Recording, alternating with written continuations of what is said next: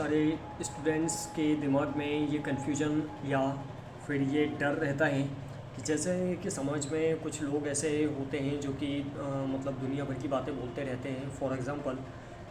कि कुछ लोगों का मानना ये होता है कि ज़्यादा पढ़ने से लोग पागल हो जाते हैं या फिर मतलब उनका माइंड डिस्टर्ब हो जाता है। सो इस बात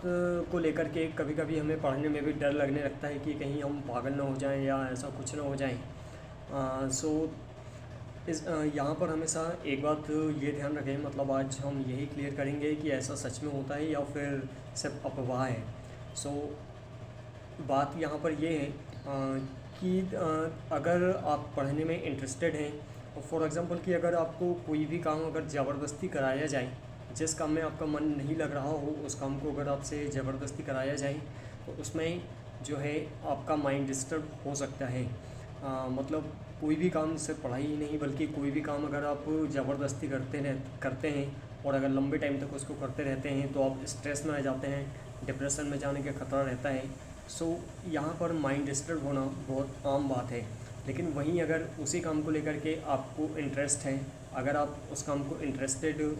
होकर के और इंटरेस्टिंग के साथ में अगर आप पढ़ाई करते हैं, मन लगा करके पढ़ाई करते हैं, आपका मन पढ़ने पढ़ने में लगता है,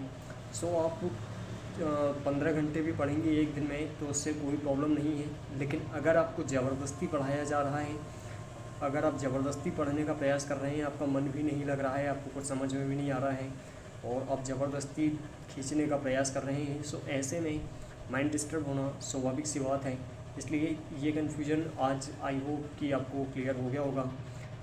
कि अगर आपका पढ़ने में मन लग रहा है या दुनिया का कोई भी काम है, उस काम को करने में अगर आपका मन लग रहा है तो आप उस काम को बहुत अच्छे से कर सकते हैं। लेकिन वही काम अगर आपसे ज़बरदस्ती कराया जा रहा है सो उसमें आपका डिस्टर्ब होना बिल्कुल जायज़ है। सो आई होप वीडियो आपको पसंद आया होगा and please subscribe my YouTube channel and thank you very much to watching my video.